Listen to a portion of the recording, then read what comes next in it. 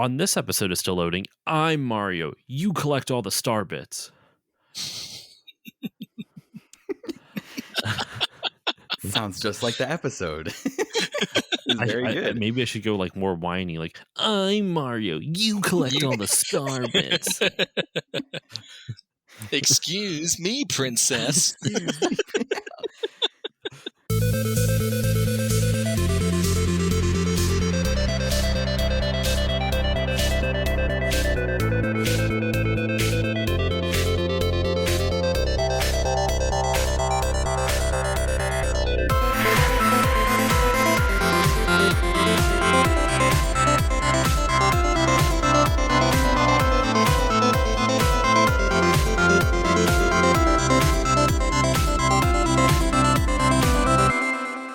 Hello, everyone, and welcome to this new episode of the Still Loading podcast. I'm your host, Josh Koval, and it is the second episode of Mario Month. Welcome back to Mario Month. I was trying to think of a better way to say that than just say Mario Month twice, but now it's the third time in a row, so we're just going to fucking roll with it. Welcome back to a new episode of Still Loading. I am your host, Josh Koval, and today, for the second episode of Mario Month, we are talking Super Mario Galaxy. I actually originally meant to cover this episode on 2 years ago for Mario Month, but my daughter was born that year, so I had decreased the frequency of the episodes coming out, so I had to put a lid on Super Mario Galaxy 1 and Super Mario Galaxy 2. But as I've previously announced, they are all being covered this year. I'm writing this wrong, fixing this mistake. And with me today to talk about this amazing iconic game is one of my favorite podcasting buddies, Eric from The Unlockables. Eric, how are you doing today? Josh, I am doing great, man. It is an honor to be back on Still Loading, to be back on one of the top 10 historical video gaming podcasts. It's Dude, exciting. That's so awesome, man. Yeah, I don't think I've said it on an episode, but listeners who don't follow me on social media, my show got named as put on a list by Screen Rant as one of the top 10 video game podcasts for history geeks, and I'm still in shock by that. But I don't want to dwell on that too much because I don't know. We don't need to talk about that. I'm very honored. It's one of those things as Eric, I know you're like this too. It's weird to get compliments, and it's like, what? Very weird. But I'm sincere. I was like blown away by it sincerely. But yeah, so Eric, and now listeners, Eric was actually going to be on the Winter of Final Fantasy with me for Final Fantasy IX, and unfortunately some scheduling conflicts came up, and I was like, oh man, I need a fix of Eric. I need to get him back on the show. And so I was reaching out to people for Mario Month. He said he's a Mario Galaxy fan, and here he is. So Eric, thank you once again for joining me. Now, my other guest, it's a 2-guest episode today. I am joined by another friend of the show, Chris, aka the British Bond Addict, coming on for his first non-Bond related episode. This has been a long time coming. Chris, how are you doing today? I'm not doing too bad at all.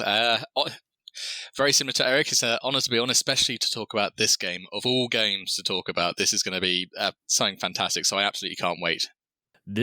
When I say, listeners, that this has been a long time coming, I really mean it, because after the first time Chris was on the show for, I want to say it was the text adventure game I had you and Burb on for. After we had finished that, you were saying, yeah, I'm a big gamer. I'm like, oh, what kind of games do you like? And you mentioned Mario Galaxy. And I'm like, oh, I need to get him on for Mario Galaxy. So this has literally been probably a year and a half or 2 years in the making. At this point, it's close to 2 years. Yeah. So this has been in the planning for quite some time. So yeah, Mario Galaxy. It was released on November 1st, 2007 in North America, if I'm remembering correctly. I'll double check my dates. Yes, November 1st, 2007 in Japan, November 12th, 2007 in North America. And for I guess at the time you were still living over in Europe, Chris. So this was November 16th, 2007 for you when this came out. Yes, it was, and I was following it very closely as well with the official Nintendo magazine at the time, and that's something that I remember standing out very, very much from different arrival dates and the international reaction to it. Well, let's use this right to dive right into your personal memories of it then, Chris. And so you were following along with the release, like the news cycle with this game. It's a really strange one around that time because the Nintendo 64 was a classic console for me, but one I never owned. We borrowed it from some friends back when, well, gosh, 1998. So we played some of the classics, Mario 64, Banjo-Kazooie, those styles of games. And I don't know why Nintendo had kind of ingrained itself in me. And for the next couple of years, we had a PlayStation 1, PlayStation 2. And around 2006, with the release of the Wii, I was like, I want one of these so badly. All of my friends have got one. I want to get one. And my parents at the time said it's kind of too much for a Christmas present, especially to be just for you and not for your brother. So we're not going to get you one, but if you want to save up for it, that's fine. And I kind of took that as a challenge at 13 years old. So over the course of a very long amount of time, I saved up £180. Like it's for me so deep. I remember the exact cost. Well, £179.99. And it built up for a long time. And during this time, I'd say between 2007 to 2008, that's about how long it took. I was getting the official Nintendo magazine, and I was seeing things like, I got it shortly after the DS released, because I got the DS and stuff like Mario Kart, Nintendo's, and I started getting that for like guides, and then I started getting it because I just loved the influx of Nintendo information. And apart from, I'd say Mario Galaxy was second to Smash Brothers Brawl for like the most hyped game to arrive, and it was covering it for weeks and weeks and months and possibly even a year or so in advance of when it is officially announced. And so I saw all of this coming out, and I wanted to play it so badly. And when I eventually did save up enough money, the game had come out by quite a long way. And I eventually got my Wii, and I was super overjoyed and happy. And my dad said that because I got the console, he'll buy me the first game for it. Because, of course, you got Wii Sports, which was lovely. Nice. So he said, I'll get you the first game. So the day after, we went down to Woolworths. Oh my lord! Went to Woolworths, a now defunct chain in the US and the state in England. That's where I'm from. In England, and we picked up the game. I took it back, and my parents said, "Oh, we're going to go out to the pub for a couple of hours. Have at it." And those first 2.5 hours or so were unbelievable, possibly the greatest experience I've had with a video game, and the rest of it was history. I couldn't stop playing it. I have continued to not stop playing it, and it's just one of those games that it hits so many chords, and I think this is one of the games that transcends just a video game in so many ways. And this is going to sound preachy, it's so much more than just that, and I will get into more of that later, because if you start me, I'll go when that fuse is lit. Oh, yeah, we're gonna let you go. I promise. There's a lot to talk about with. I it's interesting because I'll get to my personal connection in a second. This game, I think, means a lot to a lot of people, and it's funny because I don't have this game was not a formative child experience for me. But I'll get into that once Eric goes through his personal account of this game. So, Eric, what's your personal experience with this game? How did you first kind of get introduced to it, and what are some of your memories with it?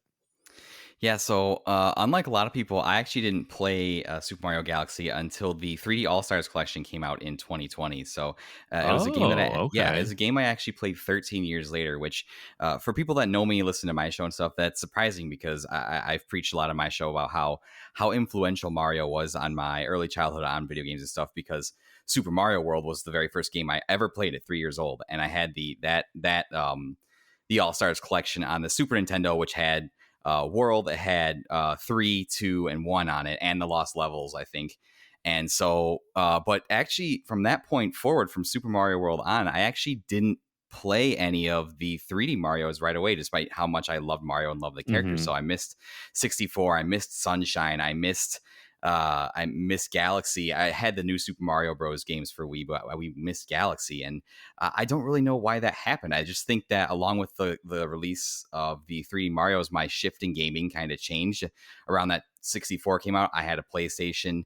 By the time the GameCube came out, I was onto the PlayStation 2 and the Xbox, and I was playing shooters with my friends. So I think my taste just changed. But yeah, when I heard the 3D All Stars collection was coming out in 2020, I knew this was my chance to remedy that, because it included Mario 64, Mario Sunshine, and Mario Galaxy 1. And I knew Mario Galaxy 1 by its sterling reputation. I'd heard nothing but good things about how, even on the Wii, which sometimes had some games that had gimmicks with the motion controls and stuff, even on the Wii, Mario Galaxy was a standout title. So I was excited to play it. And when I got my hands on the 3D All-Stars collection and played it in 2020, I was blown away. I was stunned. And even going back and doing a second playthrough last week for this episode, I was blown away by just how revolutionary and fresh and unique and fun all of these ideas that Mario Galaxy crams into this package and delivers to you. And it just reinforces my belief in my themes. And really, I have Mario Odyssey to thank me for coming back to the Mario games and wanting me to play more of them.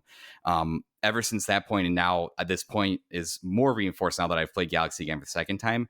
I think as a society and as fans of video games, we take Mario for granted because all of his games when they come out are so fantastic. There's so many unique, fresh ideas from just a guy who jumps and runs and collects coins that on any given year when a major 3D Mario comes out, that game is, if it's not the best game, it's one of the best games that comes out that year.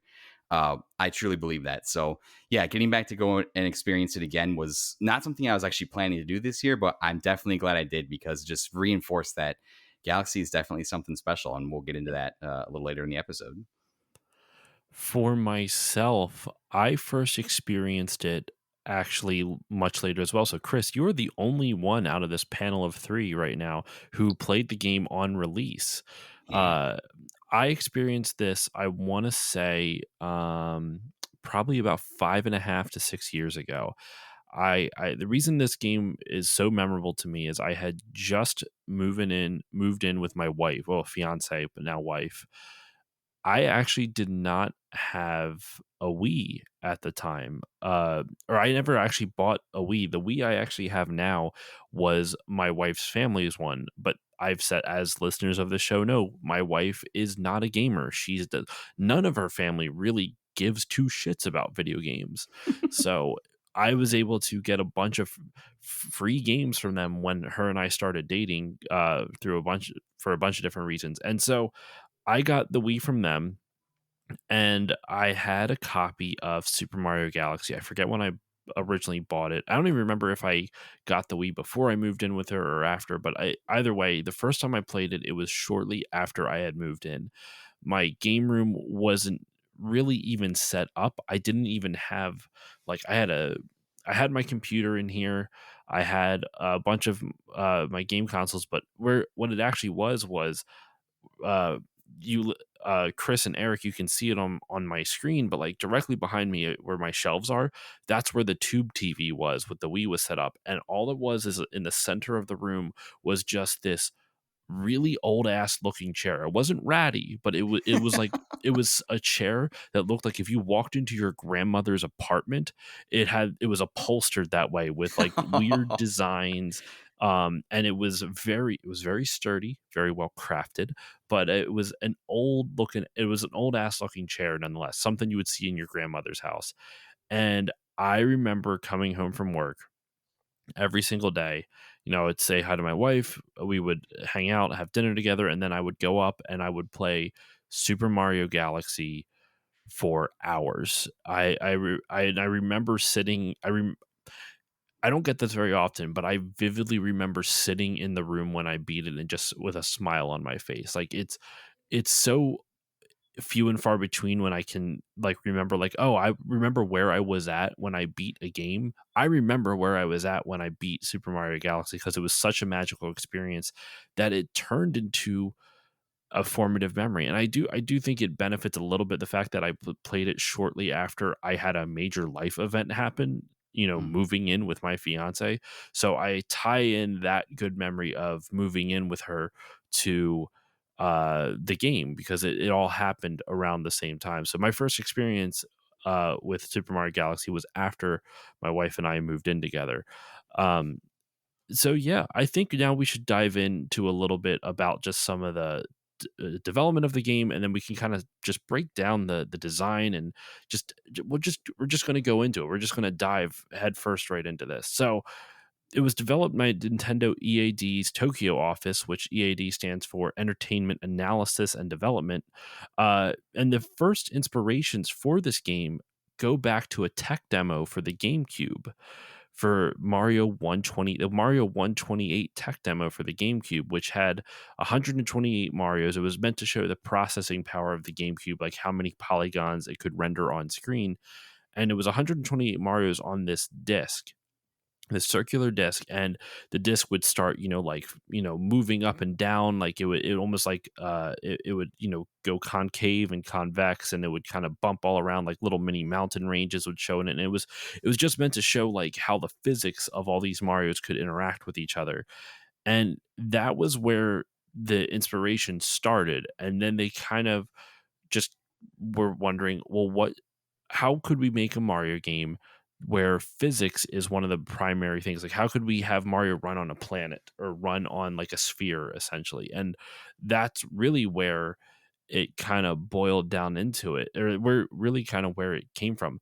The team that made Super Mario Galaxy, their previous game that they developed was Donkey Kong Jungle Beat for the GameCube, which I find kind of an interesting transition from Donkey Kong Country Jungle Beat, the bongos platformer, a platform you play with bongos. And they're like, we hold my beer, guys, we're going to make the best Mario game on the Wii by far. At least in my opinion, it's the best Mario game on the Wii.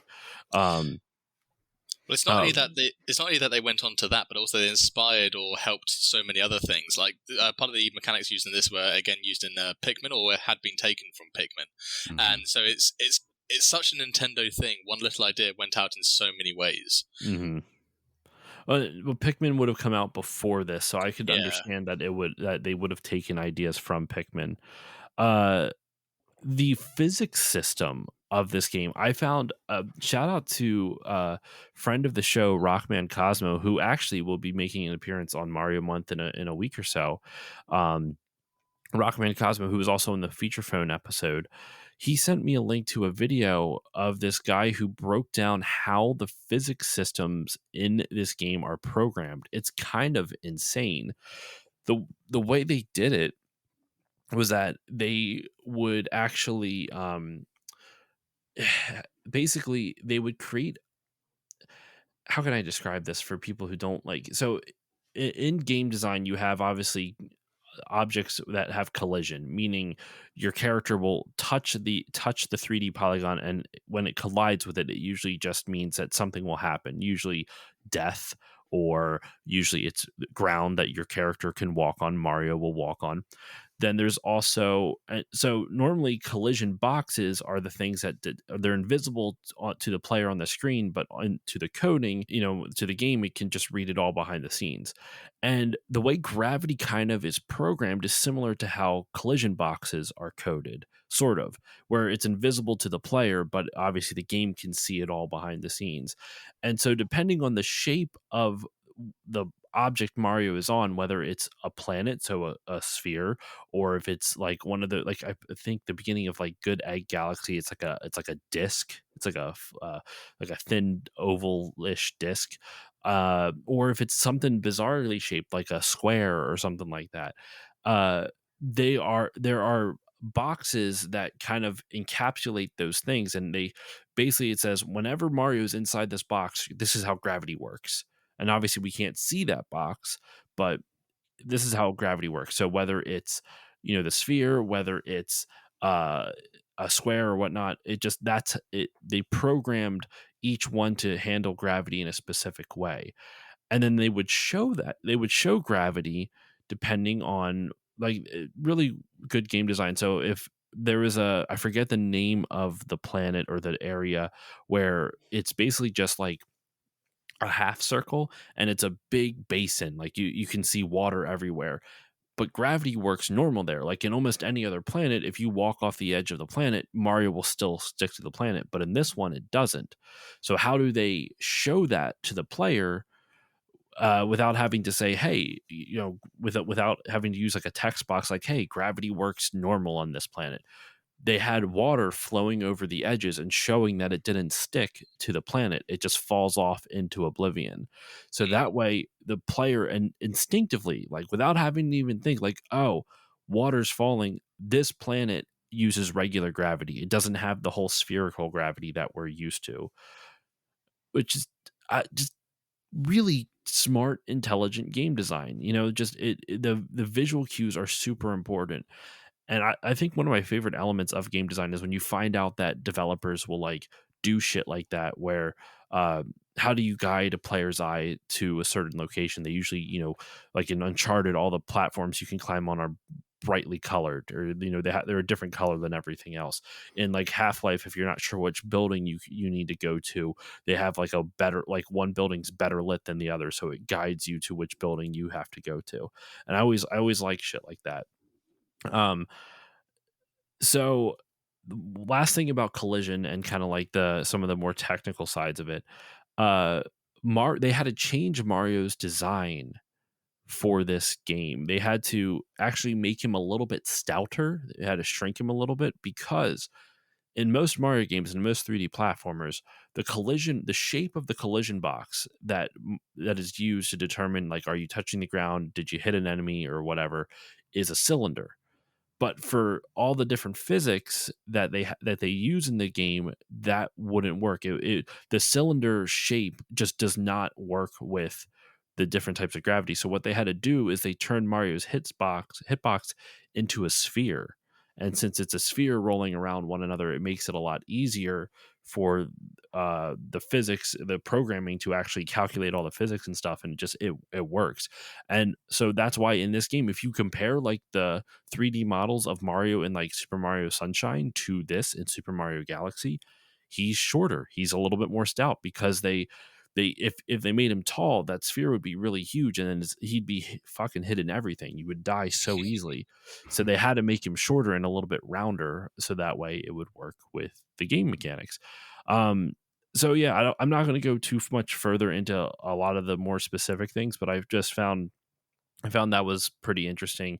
So I want to kick it over to you, Chris, since you were talking about how you're ready to go off. There's a lot of stuff you love about this game. So what I want to know is, what about the gameplay really spoke to you? Like what about this game's I guess this will be a perfect way. We should explain how the game controls. So like, what about this gameplay really spoke to you, and how does it control?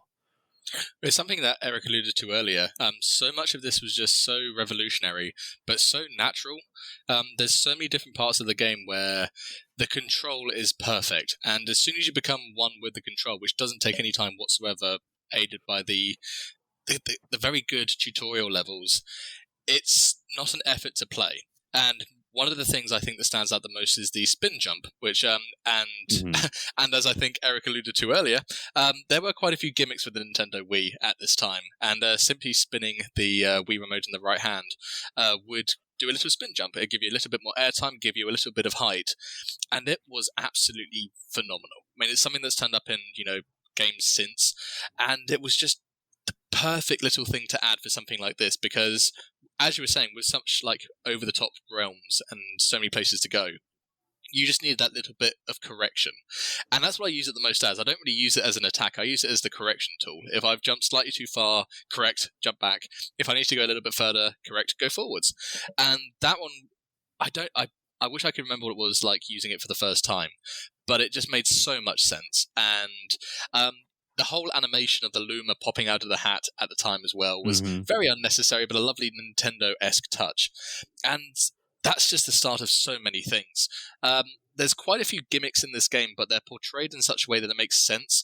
The blue stars, grabbing onto those to move around, for example, are a fantastic element. Using the spin jump again to launch yourself to other planets, again, phenomenal. Real quick, the spin jump, the reason why I didn't read this as a definitive thing, but I'm pretty sure the reason why the Luma pops out of Mario's hat from the spin is because they originally wanted the spin to, not the spin jump, but just the spin attack in general, which, by the way, listeners, for those who haven't played it, you shake the nunchuck to do that. What is it like on the Switch version? Do you shake the Switch, the Joy-Cons, or no? I always shook the Wiimote, as they called it, and that worked. I think you could use both. I think maybe it was just a nunchuck. It's been a while since I played it on Wii, but on the Switch, yeah, it's just the either of the Joy-Cons. So both my playthroughs, the primarily way I played it was in handheld mode with the Switch. I had it undocked because that's just because of how busy I am. I lay in bed, I play games, blah blah whatever. That's the way I like to play games now. Yeah. But yeah, you can use the Joy-Cons to have like that motion control, like that is built in. But I think it's just a button prompt on one of the buttons. I think it's like A or something, and you just do the spin or something.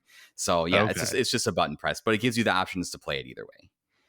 Okay, so real quick before I throw it back over to you, Chris, what I was going to say though was that they added the spin attack because they figured one of the things, especially Nintendo of this era, they're always trying to make games more accessible to non-gamers. And when they brought Mario to 3D, it alienated a lot of people because figuring out where like Mario is in a 3D space to people who aren't used to that, it's a little confusing.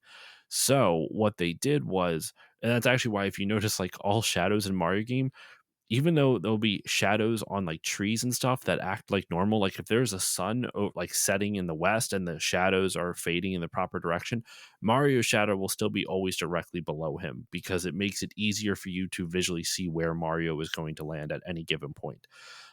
So that's one way they kind of alleviated that issue. But they also added the spin attack for players who have a hard time jumping on enemies in a 3D space. So the spin attack, you don't have to. You just have to be relatively close. You shake the nunchuck or the Wiimote or whatever, either or actually, and you can attack the enemy. So I think the reason Luma pops out of the hat is because it would have been overpowered if you could just keep spinning, like keep shaking the nunchuck, and you would have been invulnerable at that point because Mario can't be hurt when for the most part, unless it's an enemy that can override that or that has priority, to use a Smash Brothers term, that has priority over it. Then you're basically invulnerable. So to avoid that, they made it so you would have to recharge. So how do you visually represent like why Mario can't spin right away? Oh, it's because Luma's out of his hat. Like Luma out of his hat climbs back in. Like, okay, now you can do it again. So I sorry, I just had to dive in real quick and share that because I loved that thought was given to that by the designers. They were very careful trying to make this a little bit more accessible to non-gamers, and the spin attack was one of those ways they tried to do that. Yeah, that is one of the the using the pointer, which probably the biggest gimmick of the Switch was when that was integrated poorly. Using it for star bits made so much sense and was fluid and lovely, and star bits were important enough that you'd collect them, but not so important that like if you missed some, you'd restart the level. It made coins somewhat pointless apart from health items, I feel, really. But I appreciated the stars. But using that pointer again as the oh gosh, what's the way to phrase it? Kind of the fan, the blower that you blow when you're in a bubble, the webs that you literally pull and drag back. It just didn't feel like a gimmick. And the gameplay itself, Mario controlled beautifully. He was weighted perfectly. His jumps were just the right height. The long jump in this game is by far the best of any Mario game. Odyssey does it well, but I feel like I like it so much because you can roll afterwards. With this, the long jumps, being able to link them, and wall jumps, things like that. I mean, the Comet Observatory was a great place to practice your skills. And if I had to play like a Mario game competitively, which I don't think has been done since Mario Brothers 3, back when that was first released, if I did one competitively, every time I play this, I feel like I'm in complete control. It's so fluid, it's so natural in so many ways, and Mario has this wonderful like elasticity to him. When you press crouch, he bounces a little bit. And with that in mind, when you do control him and run around and jump, he's kind of still got that momentum and that kind of, feeling about him. And it works so well. It's a joy to play. They really focus Nintendo's big thing, like I was reading a lot of the Iwata asks in preparation for this. I didn't get to finish reading all of them, but one of the things they focus on, like, what is the essence of Mario? And both for the essence of Mario music and the essence of Mario as a game itself. And it's a little hard to pin down. Like a lot of the designers had different answers for like what the essence of Mario's gameplay is. But music was a little bit harder for them to pin down. And I really feel like the essence of Mario gameplay is just tight controls. They really so Miyamoto was an industrial designer in college. Like he went to school for industrial design, so he is always function over form, and it shows with Mario games because they focus a lot on how the game functions. If it's not fun to play, it doesn't matter. He doesn't give a damn if it looks good if it doesn't play well, and Mario Galaxy controls really, really, really well between. I think Mario Galaxy does a really good job. It's what Mario 64 was for the N64. They designed a controller around a game concept almost. It almost feels like Mario Galaxy was it almost feels like the Wiimote and the nunchuck was designed to eventually be played by Mario Galaxy. I think with Mario 64, that was a lot more intentional, and this it might have just been more of a happy coincidence. I don't even say a happy accident because it was very intentional, but it's still at the same time. I don't think because Mario Galaxy didn't come out until like a year or so after the Wii launched. So it just it controls so goddamn well, and there's so many cool new power ups in this. But Eric, what are some of your favorite elements about the game? Yeah, I think the way I wanted to start my point was exactly what you talked about was what is the essence of Mario, and to me, Mario more than probably any other character or anything in video games has a consistency across all of his games. I mean, from picking up Super Mario World or the original Super Mario Bros. Or Mario Sunshine or 64 or anything, he feels relatively consistent, even making the jumps from 2D to 3D. Like you can pick, if you've played one Mario game, you can pick up a Mario game and know pretty much how Mario is going to feel to control. And I think that consistency across 35, 37 years now is incredible, and is a testament to, like you said, the ever keen eye of Miyamoto, who he has said it time and again, if it's not fun for him to play, then it's not going to be fun for others. And he absolutely nailed it down. The thing that's the most impressive to me is that, like you said, with the changing of the physics and, making Mario's hitbox a sphere, kind of shrinking him down, and implementing this physics engine that seems relatively complex, and is something that I'm sure some indie games have done some stuff like this, but I can't think of any other game that's done something like this, like you said, with the gravity fields and stuff. That just blows my mind. But to maintain that consistency in Mario, there's so many places where that could go wrong and it wouldn't feel like a Mario game, but they absolutely nailed it, and they nailed it in a comfortable way too. It would be also really easy too to lose yourself on that, in that spherical space or those gravity fields where you can walk, like you said, through the donuts or around the spheres and stuff. When I was playing, I was thinking about, I don't know if either of you guys have read Ender's Game or seen the movie, but the first thing they teach them is that in space you have to lose your perception of orientation, because in space direction doesn't matter because there's no gravity. And it would be so easy to lose yourself in space if that gravity system and those planets weren't tied on. But it's so easy to control, and I think that's just playing it was so incredible. And I think too, going back to like what Chris said about made me think about when you have the little blue stars where you can grab them and they pull you to them. Nintendo, especially with Mario, does these incredible things, and it was really prevalent in Odyssey too, that they have these fun ideas and they insert them in the levels, but they don't overdo them, and they're willing to walk away from them to try something else fun. So they're not oversaturated. Like you said, you have the points where you can fling yourself on the little web things to two different web things, or you're grabbing yourself with the stars, or you're doing something, and the bee power up in the honeycomb planet, that shows up maybe once or twice again in the game, but they don't oversaturate it. It was the same thing they did in Odyssey. All the power-ups with Cappy showed up a couple of times and they moved on. Just so many things that they could do so much with, but they decide to move on to something else and continually iterate on the way you play Mario. So just every time I run into something new, I'd just be like, there's so many unique things in this game. They could have just stuck with 3 or 4 things. They could have just stuck with the bee power up and the grabby stars and the spring, and done 3 or 4 things and been done. But they do 100 different things, maybe once or twice. And it's just, it blows my mind every time I see it. It keeps it so fresh. Yeah, it does. The bee power up specifically, I got a little insight on the design of that, nice. On the development of that. The bee Mario, there's a couple things. One, what is it? There was a female staffer. They didn't give her name in the Iwata S, but was saying, "Oh, what do you think Mario should be able to do, like what type of power ups. And she mentioned a bee, and so Koizumi, who was the director of this, Yoshiaki Koizumi, the director of this, was like, "Oh, are you sure that's what you want?" And then they put the bee in kind of on that recommendation, sort of just because they were trying to get a different opinion. It was very kind of like off the cuff in the Iwata S, so I don't know how, like, if that's apocryphal. Like, it's coming directly from them, but at the same time they don't really like focus too much on it. But the Bee Mario was originally going to be a curse, and players would turn into Bee Mario against their will.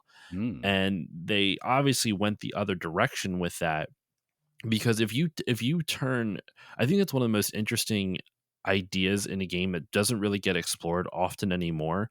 Wario games kind of explored this, but Mario games and other games in general just don't.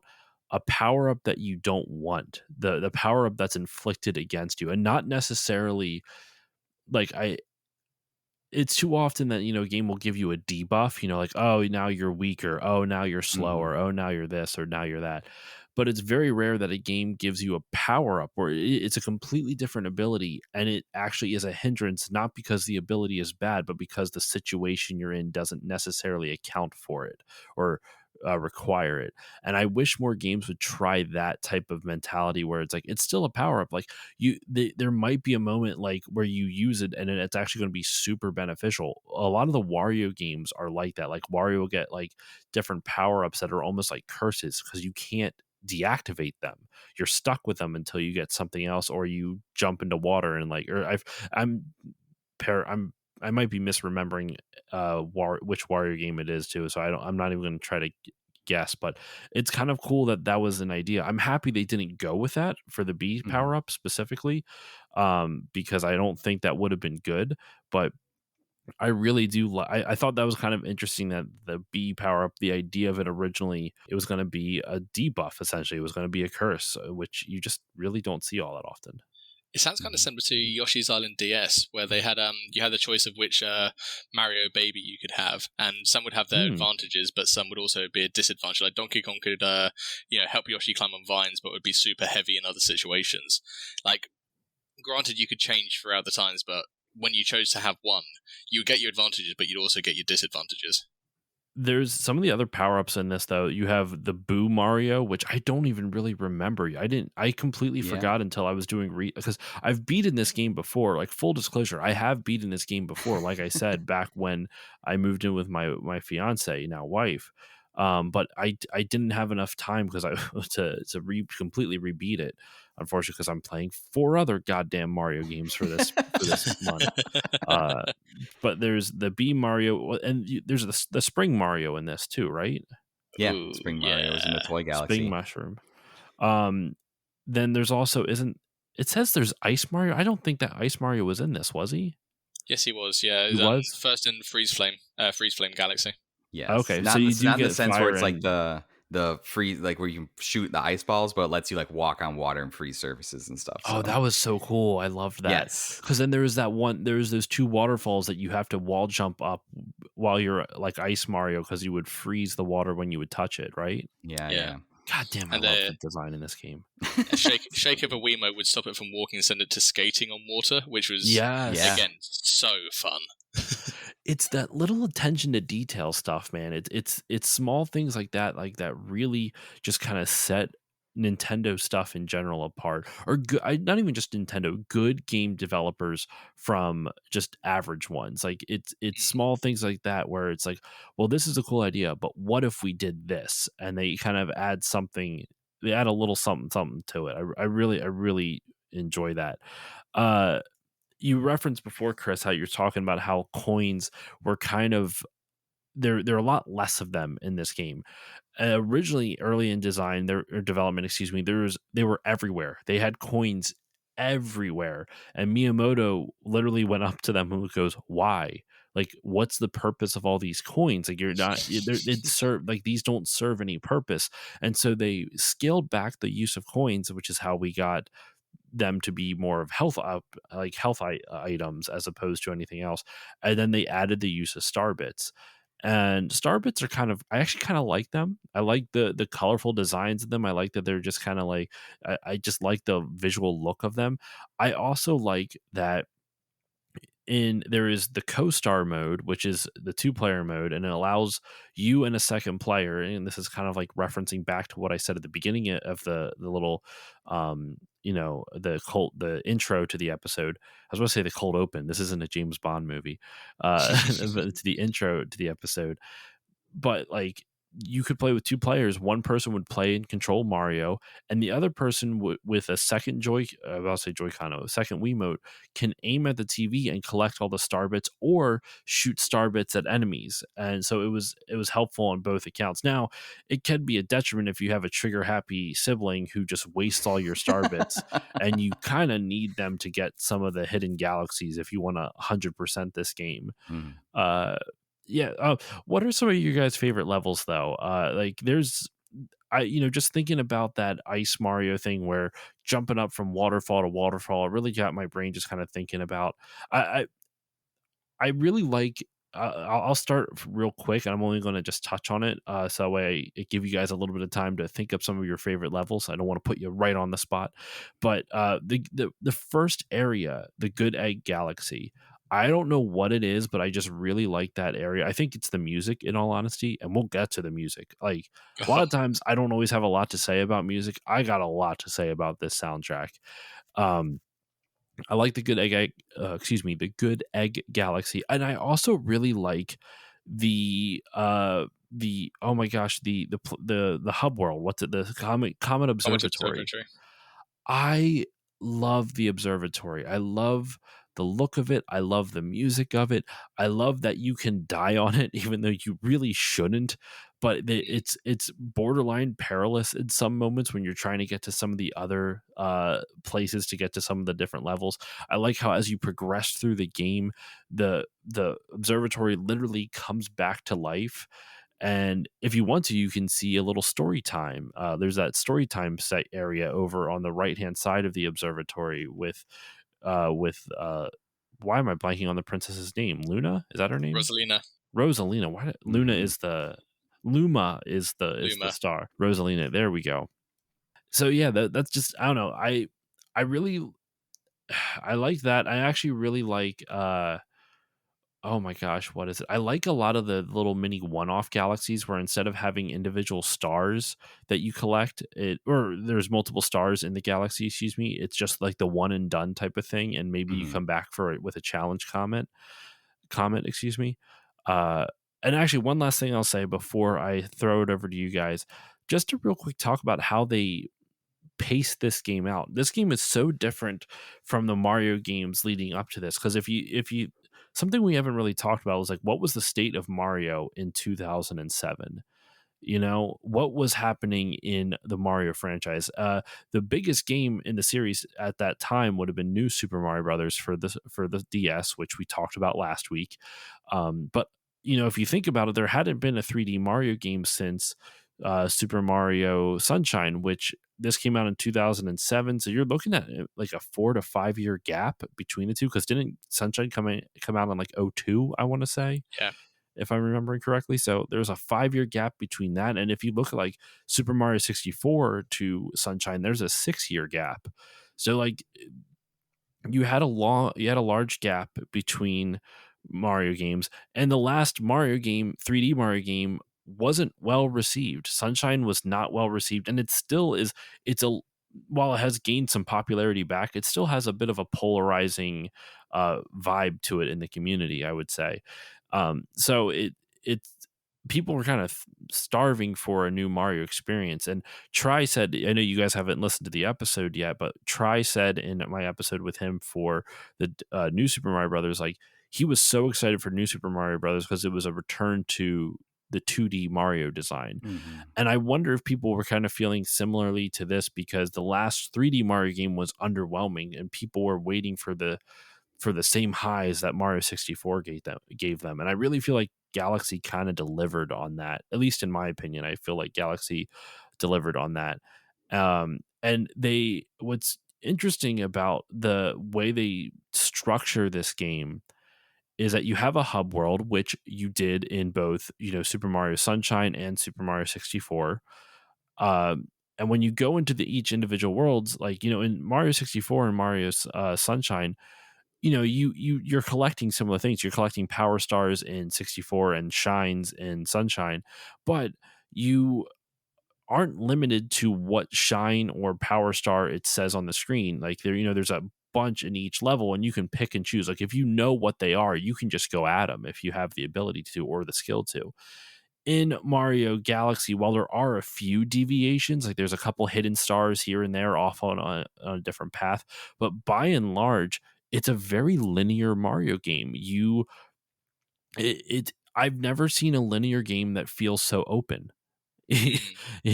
Like you start the game up, you go into a planet and you go into a galaxy, and it says this is the star you're getting, and that's the only star you can get, with the few exceptions. Like I mentioned, there are a couple bonus things that you can get to, but by and large, you're tuned into that very hyper specific level. And I actually kind of like that. It allowed them to it almost like was a really good marriage of the 2D style and the 3D style, where you're like, well, what if we did a 2D idea where Mario only has one option? There's only one exit for this level. You can't pick from whichever exit you want, with the few exceptions. But even in 2D games, there's hidden exits, and that's essentially what the hidden power stars are. They're the hidden exits of this game. And so you kind of lock a player into a level, not necessarily a world or an area, and you have to play through that level. But the levels are huge and massive and sprawling and filled with so many fun and inventive ideas that it's incredible. So I find that interesting that this is almost like a pared down 3D Mario compared to 64 and Sunshine, where those were much more open. You could pick and choose where you wanted to go and which stars you wanted to get in what order, so long as you had the skill to do so. And in this, you don't have nearly as many options, but kind of taking away that agency from the player kind of freed them up to craft these very hyper specific creative experiences for each star that you collect. And I think I really enjoyed that. But okay, so I want to hear from you guys. I've gone on a rant long enough. Chris, what are some of your favorite levels and areas in this game? And if there's anything you also want to comment kind of in like to kind of bounce off what I was saying about the structure of the game, feel free to do that as well. It's interesting. It was something you mentioned earlier about the music. All of the levels are such a high standard that sometimes the music is the thing that sets it apart for me. And I remember why I love a Galaxy so much. The first thing that comes to mind is the music, and I think of the stars, and I'm like, nothing stands out in particular. I just love that galaxy. And that is accounted to so many here. Like, Boy Base Galaxy is a good galaxy with a great hidden star. The music elevates it for me. So trying to break it down into something that's not affecting me by that, I'd say there's two distinct vibes, maybe even three vibes in Mario Galaxy. And one is like the chilled galaxy, where it's kind of just cool to hang around, pick up the stars you're going, interact with the individuals. And then there's like the dramatic cinematic galaxies. The one that pops to my mind every time, because I'm always caught off guard by it, is Melty Molten Galaxy. You're coming close to the end, you've gone to the garden part of the observatory, and you feel like you've kind of got the whole game understood at this point, and then it just throws this incredible cinematic masterpiece at you. I mean, the first star going up the spire, and I actually messaged you about this, Josh, because when I played that again, I'd not completely forgotten it, I'd just forgotten how good it was. And I texted you being like, I just remembered the best part of Mario Galaxy. And it's the part where you've gone from the blue stars, you shoot down towards the planet, and you do another what's it called? Leap star? Shoot star, whatever it is. You shoot for one of those, and you've got the plumes of lava flying over you right as the music is starting to swell. And it's so cinematic, so gorgeous, and it's just so fun to be a part of that world. Every single time I'm a Melty Molten, it's a fantastic time. The only bit I don't like is on the Daredevil Galaxy, they replaced the music. But again, back to music again. Beach Bowl stands out to me. The one you were talking about earlier with the water flowing down the sides, and you've got the lovely beachy side, you've got lots of water, penguins. It's just so similar to Seaside, Sea Slide World as well. it's just so fun to just explore that area. And something like purple coins, which could possibly be considered in some cases quite a lazy way to get another star, just becomes so fun. It's so enjoyable to explore that world in slightly more depth. Wonderful sort of atmosphere and environment. Good Egg Galaxy, as you mentioned, a superb start. Like, I thought Bomb on Battlefield was a great start for Mario 64. Good Egg Galaxy blows out of the water. I'd say it's probably my favourite starting level of a Mario game. No offense to Hatterton. Was that what it's called in Odyssey? Or no something like that. It's a little. I agree with you. Haddington's a little boring. I think like the best area, like that's kind of that almost seems though to me like the prologue to Odyssey, and the real first starting level is the very next area with like the T-Rex. I'm blanking on the name of that part of the world. Forgotten Kingdom. Yeah, I was going to say real quick before you continue on. I do think you bring up a really good point about Good Egg being really well designed, because it shows almost every different type of gravity. Not every different type, but it shows a lot of the ways that it really shows off how gravity works in the game. How there are ways to traverse to the opposite side, because like the primary thing of Good Egg is like this weird disc. So you can either travel through a pipe on the other side. If you happen to fall off by accident, you find out that, oh, Mario didn't die. He just kind of stuck to it, and now I'm on the other side again. Like, how did that happen? And then they, you run up a tower, and you're stuck to the side of the tower now, and the physics are still working there. So it kind of like they really. It really is impressive with how much that level shows you how the physics of this world work by throwing a lot of different variety of physics at you, and it kind of gives you this expectation of like, okay, this is what I can expect for the rest of the game. But sorry, go on. I just wanted to get that in there because I love, that's why I love Good Egg Galaxy. I love opening levels because they're generally very easy, and it makes me feel like a good gamer that I can get through them with relative ease.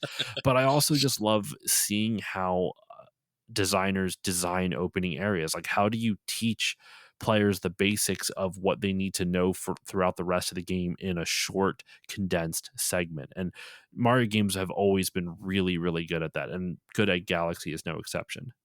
Yeah, I think the way to explain it is it's not what my favorite galaxy is. It's the fact is actually they are all to such a high standard. There's only one galaxy I actively kind of okay, let's do this one, which is Dusty Dune. I just don't like that galaxy. I don't know what it is. I've never been a big fan of sand levels, and I've never been a big fan of sand levels. Like I'm with you. Spiraling span, whatever it was in Mario 64. It's never been a hot point for me, but that one always feels like a bit of a chore. Apart from that, I will happily play through any galaxy at any point. Every single time a new one pops up, I'm there. Can't wait to go to it. And not to relate it to Bond, British Bond addict. Ian Fleming used something called the Fleming sweep to make a reader want to read the next chapter by kind of adding a hook. Trying to play this game, and you've just unlocked a new galaxy, and you realise you should really go to bed, but one's just popped up. Every time I'm going to go there first. Every time. And it's led to so many evenings like yours where you've been up until God knows when in the morning. And that's kind of part of the structure too. It just constantly keeps adding. With Mario 64, you got 14 levels, I think. There's a bit of time where it starts to feel like backtracking, and Sunshine suffered from this too. Odyssey and especially Galaxy, they kept adding so many new things that it never felt like you were kind of like, in purgatory in one area. I never felt like I was stuck on the kitchen area to progress for so long. And part of that is because there's so many stars, you can go back to the previous worlds and get some there instead. If you're not liking the kitchen, for example, just go back to the terrace. And the structure of it is done so well. The entire way through it, every time I get to 60 stars, I'm like, well, geez, I got here quickly. Because I'm not thinking about it the entire time. And I feel like that's probably the best way to describe it. The fact I'm not thinking about it means it's done sublimely. I would agree with that. Eric, what about you? What are some of your favorite levels? Yeah, just before I do that, just to piggyback off like what you and Chris were saying about the pacing. Yeah, I found my experience playing Mario 64. I played that a couple years ago again, and like you said, the pacing with the stars and galaxy is so good. Whereas in like Mario 64, for example, every level you go into, you can always get additional stars. Like if you get 100 coins in any level, you get a star. If you find the 8 red coins in any level, you get a star. So there are always like 2 bonus stars that you can get at any time in Mario 64. Plus, like I would assume most levels, if I'm remembering correctly, have like just like you said, that random star you can find for something you do at any time in the world. So by the time I got to, and there are physical checks in Mario 64. It's like, okay, you have this many stars, you can fight Bowser again for the first time, second time until you get to the final time. But by the time you get to that final time, you need the X number of stairs to ascend the staircase. I had acquired so many stars from the earlier levels that I could just skip like the last 3 or 4 levels, not even have to go to them. By the time I was through the end of Mario Galaxy, I was like, wow, I got to 60 stars, but I felt like I'd seen like a vast majority of like all of the galaxies, and I was just like, wow, that's really great. I wasn't ever at a point where I had so many stars where I was just like, oh, I can skip like the last 3 galaxies and just go right to the end. It's like, no, you can't. You can't do that. And just to show you everything they've done is fantastic. I assume you could probably get to that point if you were like doing the challenge comments and stuff like that along the way, or following every picture that Luigi gave you. Like, I imagine you could probably get to that point. But if you're just playing along with the stars that they give you, like you said, each galaxy's got like 3, maybe 4 if there's a bonus one, and then you're on to the next one. It's that hook that's constantly dragging you forward, and it's absolutely done incredibly. As for the galaxies themselves, yeah, I have to agree with everything you guys said about Good Egg Galaxy. Like you said, Mario games have always been fantastic at having their first world show you the ropes. World 1-1 on Super Mario Bros. To this day is probably the most iconic level. It shows you everything you need to know in that first level and just builds off of it from there. Good Egg, same thing. You're on that very first planetoid, and it's got a house, and it's got a tower, and a little ramp off the side. And it shows you, by the time you leave that space, you pretty much know everything you're going to encounter, and then Galaxy just builds on it from there. But you never feel uncomfortable. It's just adding a new little wrinkle every time. So yeah, Good Egg Galaxy is a fantastic example of how to do an intro level, right? Freeze Flame Galaxy, I really liked the aesthetic and all that stuff. The visuals of that is a great. I love it's the visuals fantastic. Of that yeah. Honey Hive too. I think just because Honey Hive is like probably the second galaxy you go to, that one just sticks in my mind a lot, just because I've probably seen that one the most. And then I personally really liked Ghostly Galaxy. Something about the ghost areas in Mario, like, you know, especially like Super Mario World, like there's a couple ghost levels, or in every Mario there's usually like a couple of like ghost levels or something. But to build like an entire galaxy out of that, I thought was super cool, and along with some really cool mechanics of swinging the ghosts into the light to get like keys or coins inside of them, becoming a Boo yourself to pass through walls and rescue Luigi.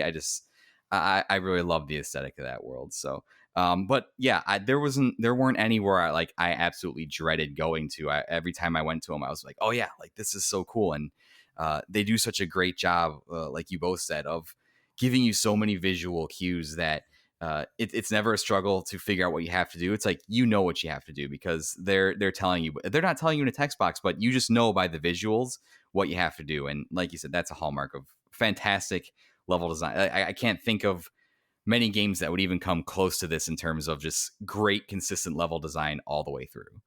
I'm just so impressed with their level design in this game. I know that's what you just said, but the reason you look at like a 2D Mario game, and the level design is always at least good to great. Like there's always at least like solid doesn't even describe how good the 2D level design is, but it's solidly good, like really good. What blows me away about Mario Galaxy is just how they designed. This is such a unique way to think in 3D space. Like you still don't see games thinking like this. You don't see games thinking about platforming and challenges in a 3D space in this same way, because it's just so hard to conceptualize. How do you have spherical platforming? Essentially, it's a very strange thing. And Chris, I know you have something you want to say, so I want one last thing. I want to piggyback off of what you said, Eric, about talking about Super Mario Bros. Level 1-1 and how great Mario games opening levels are. This is a fun little side tangent, and I have a question for you both that relates to this. What do you think is the deadliest video game enemy of all time? Like, which video game enemy do you think has killed the most players, like, worldwide? You know what I mean? Goomba. It's the Goomba from Goomba 1-1. In Mario 1-1. Because no one knows, because if the first time you play it, like, you don't know what to do with it, and then you like, I've watched my daughter literally die like 5 times on. Granted, she's 2, so you can throw that out. But like, you get the idea. Like, you don't know to jump over it. Still, she's 2. She should have known better, right? She's my daughter, damn it. Right. Come on. But I always find that amusing. But sorry, go ahead, Chris. One thing I was going to say, something we completely sidepassed. We've been talking about the first level, obviously being Good Egg Galaxy. How charming is the Star Festival for a start of a video game? Yes, I mean that is such a wonderful start to the game. And I'm not going to get into Mario Galaxy 2, but this is one thing they cocked up colossally in that game. And I have my thoughts about that game. I'm sure we'll get to them at another point. Mario Galaxy 1. We have obviously the intro Galaxy, which like kind of tells us everything. Playing through the story on the first part of Galaxy is incredible, and it's so charming. You get the star bits, you get a little bit of the details, you get that wonderful music. It's such a good start to a game, and I always forget about it. Every single time I play at Mario Galaxy again, I'm like, of course, the Star Festival! I made specific notes, like in capitals here, to make sure I remember to speak about it, because it's just so good, but then so much action and incredible drama happens, it almost falls to the wayside. Like, of course you're going to remember the explosive intro to Good Egg Galaxy as opposed to the pleasant walk through Star Festival. But the thing that gets me, the fact it returns when you get all these stars as Luigi at the end, that's such a lovely dovetail, and I really appreciate how they brought it back, and for purple coins too. I love it. Yeah. They I think what I really like, but just because I don't want to talk too much about Super Mario Galaxy 2, because that is another episode later this month and coming out in 2 weeks. But I will say I've found myself, I guess, to spoil a little bit of the conversation that will eventually happen for Galaxy 2, I find I enjoy Galaxy 1 more almost because of the observatory, almost because of the story leading up to the observatory. There's this level of charm in it. Like, Galaxy 2 has just as good level design, but I don't think it has the same level of charm that the first game has, because just something about like this really peaceful observatory you go back to in the midst of all the chaos between all the levels that you play through. It feels very comforting to come back to. It feels like home. Like, I've never really had a game that makes you feel like, when you're like, it's always a good feeling, like when you're, in a game, you're like, oh, I'm in a safe spot right now. Like, I'm going to be good. I don't have to worry about enemies right now. And some games will make that area feel more homey than others. This feels like a home. And I don't know why. Is it the music? Is it the colors?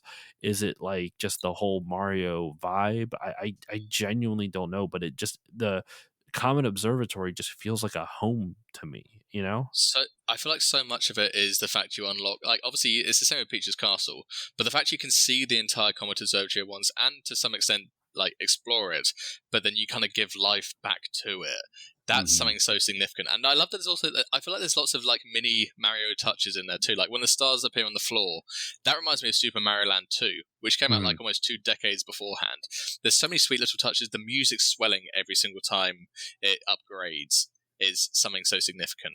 But yeah, with Mario Galaxy, I just want to say one thing, because I know you'll probably use it as a soundbite or something for your Mario Galaxy 2 episode. It's not Mario Galaxy 2, it's Mario Galaxy 1.5, and I wish they'd advertised it that way. There's something so special and unique about Mario Galaxy 1, and Galaxy 2 was one of the biggest disappointments I've ever had. So, on that note, back to Mario 1, Galaxy 1.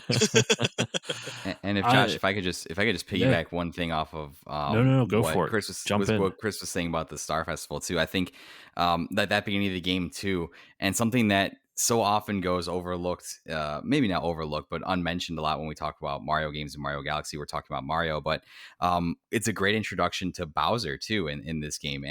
And to me, I have a lot of love for Bowser as a villain, as the other side of the coin to Mario as the hero, because it's always because of Bowser that Mario is going on these grand adventures. And in this game, he's always stepping it up. In 64, he takes over Peach's castle. In Sunshine, he takes over an island. Now in Galaxy, he kidnaps Peach and goes to the center of the universe, and he wants to make his own galaxy. And I just think that the beginning of the game does such a good job of just introducing him, being like, yes, like Bowser's just incredibly evil, and he's willing to do whatever it takes to achieve his end goal, whatever that means, with him kidnapping Princess Peach every time. But in this case, he's meddling with the fabric of reality and creating galaxies to get one over on Mario. And I think it's just Bowser is always upping his antics so that Mario has to go on grander and grander journeys. And if it wasn't for him, we wouldn't have this. I think it obviously does scale back a little bit in Odyssey, whereas you're going on a world trek.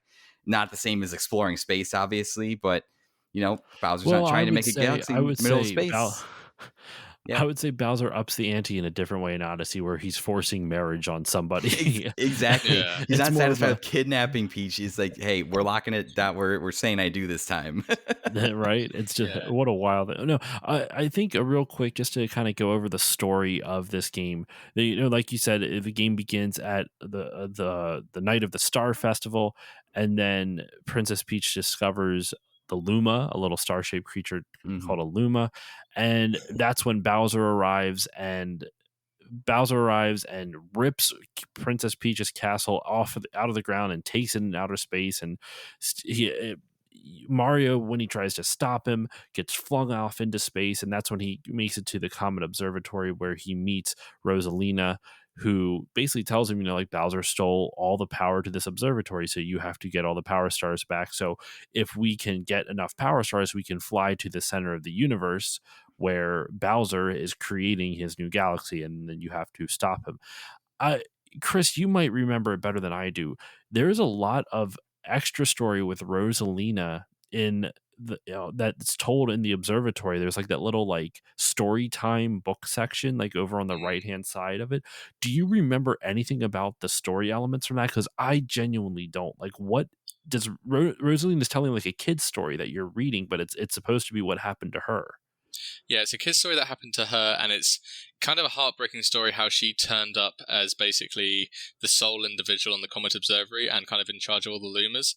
And I'm so annoyed. I told myself I was going to read through the entire thing on my most recent playthrough, and I forgot. I say I kind of forgot to. I'm kind of reluctant to, because there's something about this game, and it always kind of brings up quite an emotional side of me. I'm not a particularly emotional person, but there's something about Mario Galaxy. And it's, obviously the girl in the book is obviously it's a young blonde-haired girl who wears a long kind of blue silver flowing dress. And clearly you realize over time it's meant to be her. And it's kind of a big analogy about, loneliness and finding solace in the comfort of others. Relating, of course, to the fact that, Mario's looking for his loved one.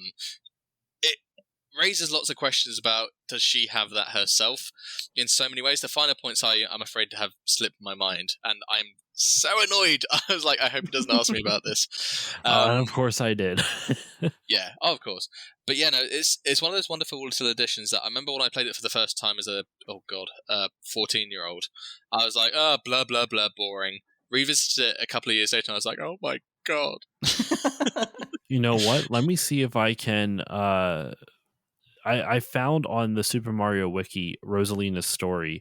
Rosalina's story. I'm going to read this directly from the wiki. I don't know if I'm going to read the whole thing, but at least to this little bit here. Rosalina's story, while never explicitly stated, is the story of how Rosalina made it into outer space and how she became the mother of the Lumas prior to the events of Mario Galaxy. In the Comet Observatory's library, Rosalina sometimes reads the storybooks to the Lumas traveling with her. Mario/Luigi can come in and listen to the story and in all the storybook contains 9 chapters. So chapter 1 is you obtain after getting 17 power stars. I mean, I could read the whole thing, but I'm not going to. But chapter 1 is called the Celestial Duo. Chapter 2 is called Starbits, so it explains the origin of Starbits, which is kind of crazy. It's so weird that this game has lore. Most Mario games don't have lore. This game actually has lore, which I think adds to the charm of it, in all honesty. I always found it fascinating that Rosalina's turned up in, Smash Brothers, Mario Kart. And obviously she's a bit more than just a Mario character. This isn't Koopa. This isn't Boo, King Boo, driving a car. They put some thought into this. And from what I recall of reading it, it is a very touching and very well-written little story, which kind of appeals to both... If you're younger reading it and you don't get bored because you're an irritating teen like I was, kind of appeals because, you get the plot twist of, oh my God, it was her the entire time. And as an elder person seeing it from the start and actually seeing the kind of subtones, the subtext, it worked really well. I'm just reading through this real quick. I'm on the same wiki you are. Did you see about the director? It's fascinating.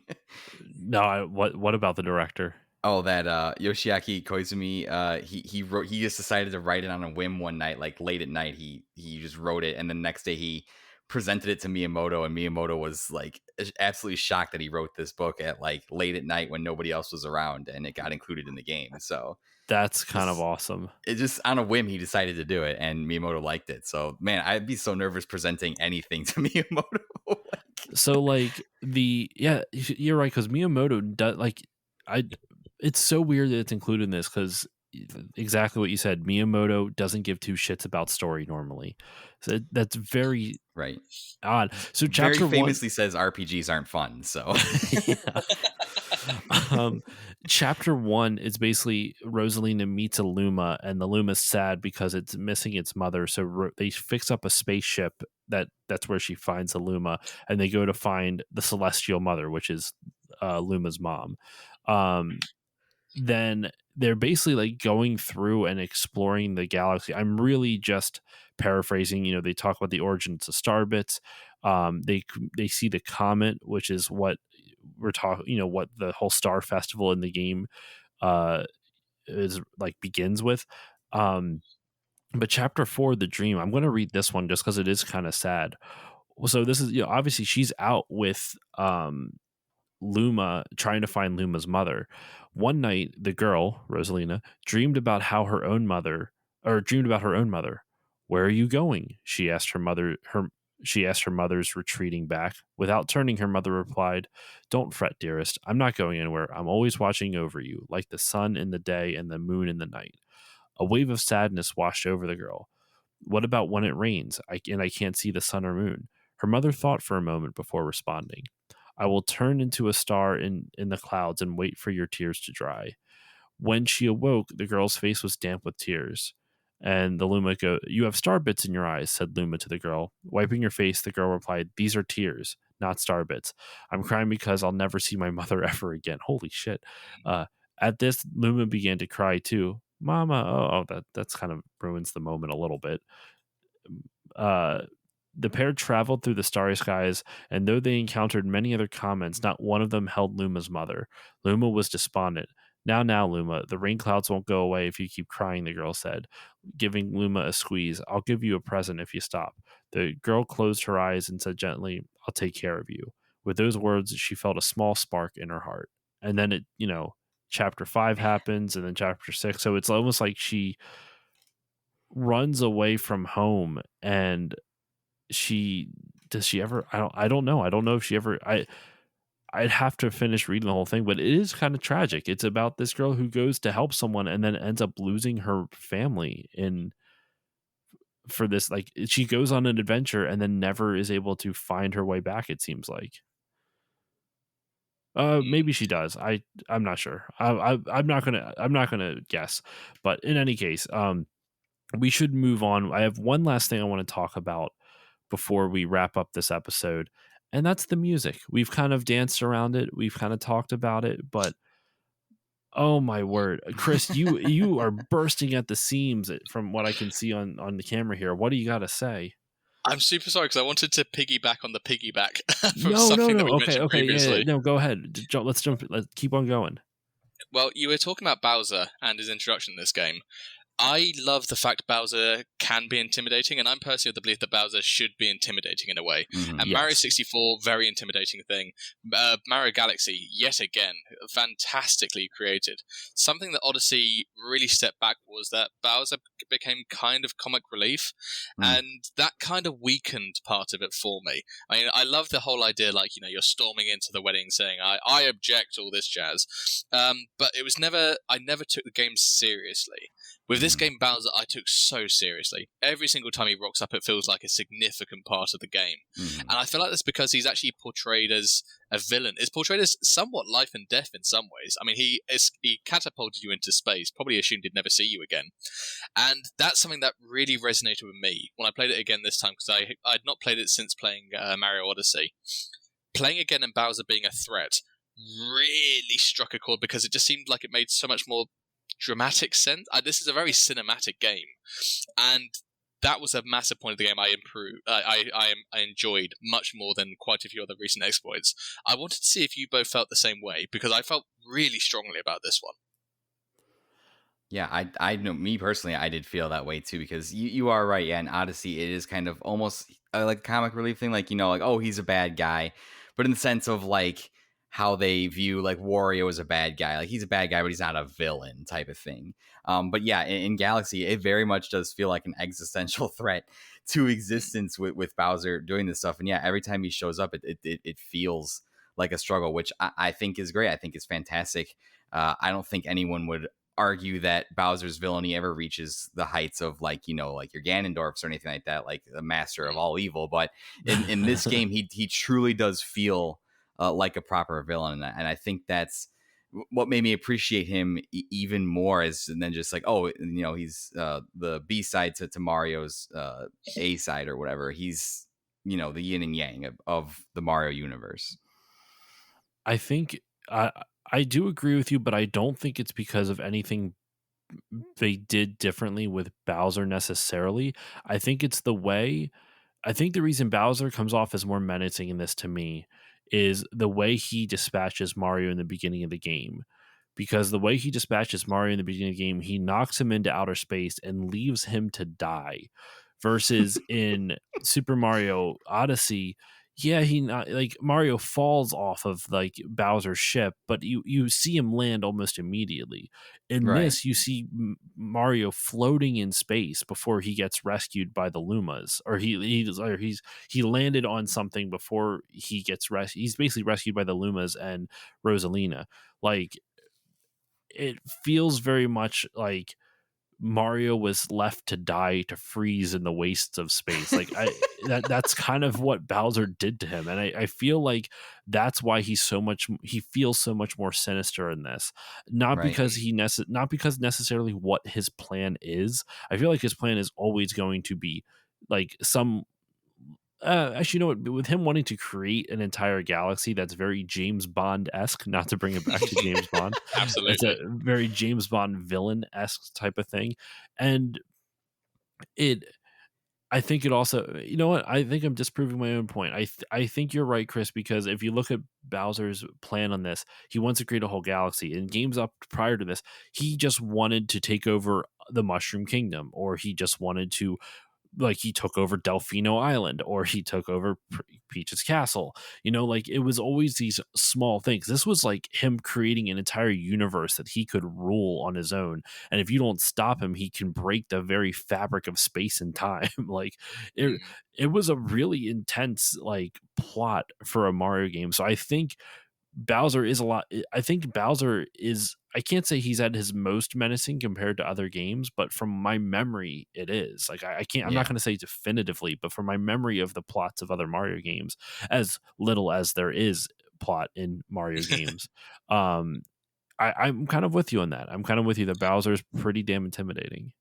It's also the way he's presented. There's something about Galaxy where you have the whole run up to him. You've got the amazing music of Mario 64, which we'll talk again about shortly, coming back. And then when you have the threats, there's a prolonged story going on the entire time. And the fact he rises from above, you get like jettisoned to another level, as opposed to Odyssey, where he's wearing a wedding suit and he's got a hat that has boxing gloves. Like, you never feel like you're in danger. Like, and there's quite a few times in the Bowser levels where I remember playing for the first time. I was like, I don't know how to beat this guy. What do I have to do? When he turns into the rolling ball for the first time, and he's actually inside it, I was like, what the hell do I do? And there's a 5 minutes of running around before I was like, I'll just try and hit him in the face. A few things like that's really, really get me. And there's only one bit of real Bowser comic relief, I'd say, in this, which is even at the slightest bit, which is at the end, where he kind of wakes up. It's done in a slightly comic way. Apart from that, when the galaxy is crumbling like below him, he seems genuinely upset, as opposed to like, oh no, Peach hasn't picked us, or like it hasn't picked you or me. We'll just stay here on the moon. There's something about the whole world crumbling beneath him, and the fact he gets like submerged in lava again. We haven't seen that for a very long time. So many things like this, I feel like, add up in so many subtle ways. And I'm not saying I don't want fun-loving Mario. I enjoy it, but for a game where it is the mainline Mario game, you need a threat, I feel, in a way. And I never felt like there's a threat in Odyssey. I think there's an element to Mario games that a lot of, and we can actually, this is actually going to be a good segue into the music, unless there's anything else you guys want to piggyback off of. Feel free to piggyback off of it, by the way. Sorry, that came off as passive aggressive. I didn't mean it that way. But like, who was I talking to? It might have been Try in the last episode, which I should remember distinctly because we literally recorded last night. But the first like couple Mario games, Bowser was so intimidating. Now, granted, those are 2D games and it's a little bit different now, but to a kid growing up, like especially like Super Mario Bros. 3, you had like 8 worlds that you traversed across that you had to fight Bowser and the Koopalings across, and like have to defeat all of Bowser's minions, and there's airships that you have to jump onto to fight all the different bosses, and then to get to Bowser you have to literally like traverse his army of warships and tanks and all this other stuff. And that was all Mario 3. So I can picture like kids growing up with that. Like you have these really intense Mario storylines. I mean, hell, even in like Super Mario World, Bowser's lair is under the sea. It literally like a skull rises out of the ocean, and you go inside its gaping maw. Had to use a big fancy word for there. And somehow there's lightning down there, even though it's underground. Yes. But that's fine. It's whatever, That's very menacing. That's how menacing it is, though. But then you get to like Super Mario 64 and the Super Mario Land games and the new Super Mario Brothers and Sunshine, and it's a lot more whimsical and comical. And I feel like you're right, Chris, where Bowser's super intimidating in this, because this is kind of, in a weird sense, in terms of Mario aesthetic, it's almost kind of, I shouldn't say aesthetic, but like the theme, like the intensity is kind of harkening back to older school Mario, of like Bowser being a little bit more threatening. And the reason I said this ties into music is that when I was reading the Iwata Asks on this, the composers for this game were, and I'll double check on this real quick, was Mahito Yokota, and he was the primary composer. Koji Kondo assisted with some of the compositions, but the bulk of the game was composed by Mahito Yokota. And Yokota said, like, when he would write some things to he'd write some things for the game, and he would bring it to Koizumi, and Koizumi, the director, would be like, oh, this is really good. But then he took it to Kondo, and Kondo literally flat out said, this isn't good, this isn't a Mario song. And he came up to the realization, like, he was writing songs to sound cute. And when he was asking Koji Kondo for advice, he's like, well, Mario's not cute, Mario's cool. And I'm thinking, like, we don't view Mario that way. Like, Mario's, like, the games are cool, but would you say Mario himself is like a cool dude? Like, he's not, like at least stereotypically cool. I would say no. It's not to say that I dislike Mario, but it's just like, you wouldn't look at Mario and be like, yeah, like if you saw a dude dressed like Mario, like unironically in real life, like with bright red colors like that, it would be weird. But I love how they take the way they approach the Mario games, and I think they do it both in design and specifically in music. They approach it unironically, and this was the first Nintendo game to be fully orchestrated. Maybe not the first, but it was the first Mario game for certain. I believe it might have been the first Nintendo game to be completely fully orchestrated. And it shows when you listen to the music of Super Mario Galaxy, it doesn't feel cute. It doesn't feel like it's written for kids. It was very clearly designed, or like written to be this fantasy epic, this space opera fantasy epic, maybe not space opera, but this space fantasy epic. And it fits with the game so well. If you think about the type of music that was written for this, it really shouldn't work with a Mario game that's so cartoonish and goofy and silly. But like when Mario's flying through the galaxy, and like you were saying, Eric, it's a very cinematic game. Well, both you and Chris were saying it's cinematic. My favorite moments of the game are when Mario gets shot out of like one of those stars, and then you hear the da da da da da da da na na. As the game goes on, I get like emotional just thinking about it, even though I sang it shittily. Like it's just it's so good. Like I don't know, I found it amusing that their take on writing Mario music is, oh no, it's serious. Like Mario's a cool guy, and they unironically take it seriously, and I kind of love that. I think one of the things that stands out for me so much, as you say, the fact it's a beautifully written score. There's quite a few times, actually a time quite a long time ago, where I was talking to friends about music, and being the nerd that I am, I was like, well, my favorite type of music is video game music. It's the music I listen to the most. I mean, it's the one I put on to. I've got so many different like emotional attachments to video game music. It's what I listen to. And the individual asked to, here's some. And far and away top of my list was Galaxy music, because it doesn't sound like video game music. I mean, this is an incredible score for any media project, let alone just a CD by itself.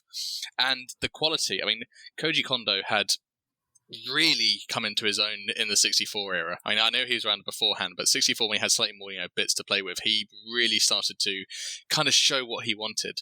And it's kind of like, that Kirby effect, where in Japan, Kirby is cool, in America, Kirby is cute, and they kind of play off it that way. I love that they kind of went, let's make music to match the environment as opposed to matching the character. And it reminds me of I was watching a comedy. I was watching a film from years ago, a very successful comedy film, and the music director always said, "I make music that doesn't sound like a comedy film, because if it's a comedy soundtrack, you're not going to really remember it, and you feel like it's a moment to make you laugh." Actually, when you kind of play something straight, it enhances the humor. In this place, it enhances the environment. And as I mentioned in Melty Molten Galaxy, that part where the music is sweeping, you've had that build-up, you have that amazing crescendo of like strings and horns as you're like traversing this inhospitable environment. And I mentioned this earlier, so many levels are my favorites because of the soundtrack. Boy Base Galaxy isn't a stand in a way great galaxy. It's not particularly difficult. It's not particularly memorable by aesthetic, but the music makes it stand out so much. And similar to, I'd say, what we were talking about with the power-ups, the fact it only appears once really makes it like last. And something I wrote down as a note, I think this is possibly the best Nintendo score of all time, let alone the best video game score of all time.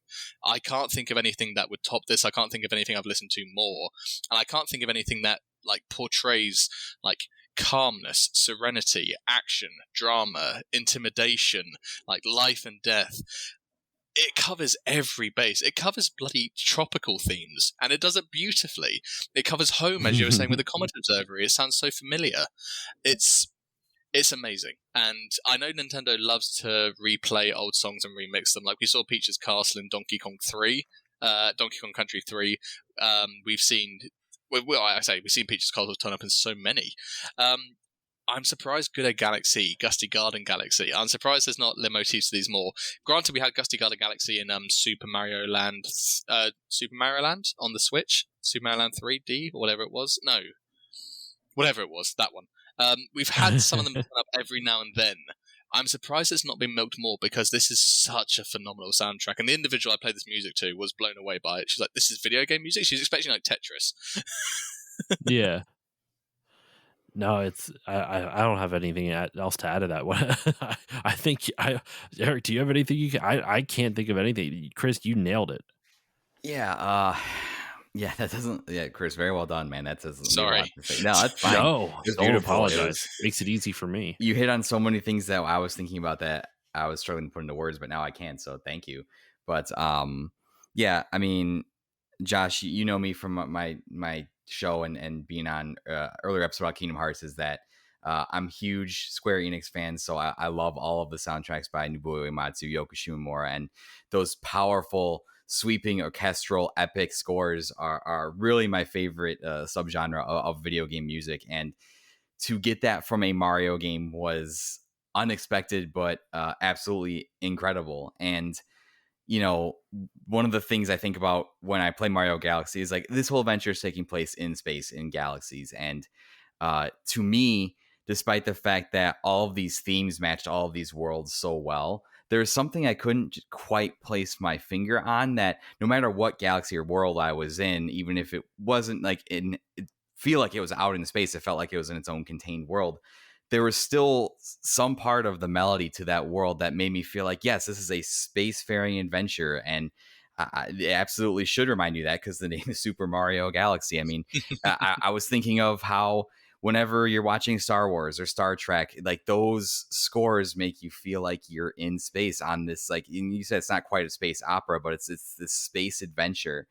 And regardless of how whimsical or whatever, wherever the soundtrack of Galaxy takes you, there's always those underlying tones and themes that make you feel like a space odyssey, like a space adventure.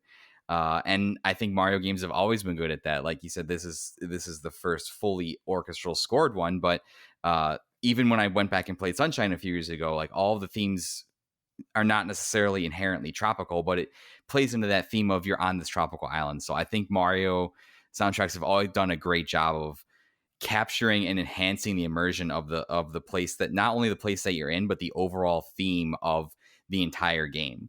Odyssey the same way too. A lot of Odyssey soundtracks are again these incredible sweeping scores that do a good job of communicating to you what kind of level you're in, but there's always that underlying, and I'm not good at describing musical terms, so please don't crucify me, anybody, but there's always this underlying epicness to Odyssey that reminds you you're on this world-spanning adventure. And I think that's what makes me love this soundtrack so much every time I heard it. And none of the tracks overstay their welcome. The observatory, it feels so comforting when you go back there. It's just, I don't think there's enough. It's easily top 5, top 10 soundtrack if I'm not counting every single Kingdom Hearts game, but which you know I do. But yeah, it's so it's incredible. There's just not. They were on something else those couple years at Nintendo when they made this. Is incredible. There's a really cool, and I'll send this to you guys both on over Messenger, or I'll send this to you guys individually after we're done recording. There's a really cool video game music podcast called the Super Marcato Bros, and they're two brothers who are composers who also are huge game fans. And they're now bi-weekly, but every week they pick a different type of video game music, whether it's a composer or whatnot, and they break it down. They talk about individual, like they select a bunch of tracks and they'll break it down with their music, because they understand music theory, unlike me. So it's really fun to listen to. But the reason I bring them up is since they are composers in their own right, they have periodically released tribute albums to styles of music. So for example, it's Carl and Will Brueggemann are the brothers, and Carl did a whole bunch of albums called Sonic-esque, which is basically he wrote music for fictional Sonic games. So like, there's like different, like, he would write a song and be like, this is such and such zone. Well, they did one for Super Mario Galaxy. They did it together. Ooh. And it's called the album's called Of Cosmic Proportions by the Super Marcato Bros, and it's all inspired by Super Mario Galaxy. So for example, track 1, Massive Meadow Galaxy. That's not in any Mario game, but the whole idea is that it's supposed to be inspired by Mario. And it's cool. I bought this album and I love it. Like, I legitimately listen to it in my car. It's a really well done. I'm going to reach out to them, and if I can play one of the songs from it, or at least a snippet of their songs, I will include it here.